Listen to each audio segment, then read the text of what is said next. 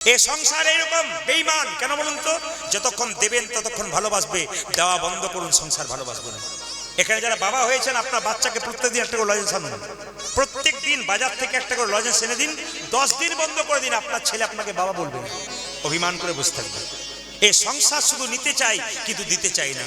তাই বারবার বলবো, আপনি সংসারে কর্তব্য কর্ম করবেন কিন্তু আসল কর্তব্য ভুলবেন না।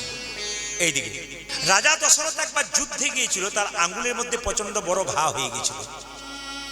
চিকিৎসা শুরু হলো, কিন্তু কবিরাজ বলল তোমার চিকিৎসাতে ভালো হবে না, টোটকা চিকিৎসা বলি।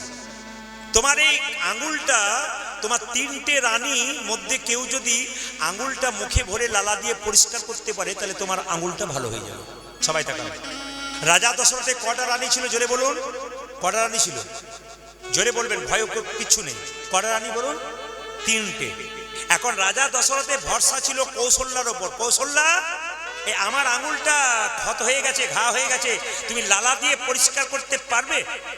কৌশল্যার ওপর এত বিশ্বাস ছিল, সে বলে উঠল, স্বামী আমি সব পারবো, কিন্তু তোমার ওই আঙুলটা আমি লালা দিয়ে পরিষ্কার করতে পারবো না।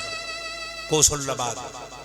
সুমিত্রার উপর, সুমিত্রা এদিকে এসো, তুমি পারবে আমার এই আঙুলটাকে লালা দিয়ে পরিষ্কার করতে মুখের ভেতরে ঢুকিয়ে? স্বামী সব পারবো, ওইটা বাদ দিয়ে। যার উপর ভরসা করে নাই সে এলো, কে? কৈকেয়ী। এ সংসারে তাই বটে, যাকে আদর দিয়ে বড় করলেন, যার উপর আপনার বিশ্বাস থাকে এ আমার শেষ পর্যন্ত করবে, এ করবে না। যাকে অবহেলা করলেন সেই দেখবেন একদিন আপনার পাশে এসে যায়। এ সংসারের নিয়ম, এটাই নিয়ম। কৈকেয়ী এসে বললো, স্বামী তোমার কি হয়েছে? আঙুলে ঘা হয়েছে, আমি পরিষ্কার করে দেবো। তুমি? হ্যাঁ আমি পরিষ্কার করে দেবো। দেখি দেখি দেখি দেখি দেখি দেখি।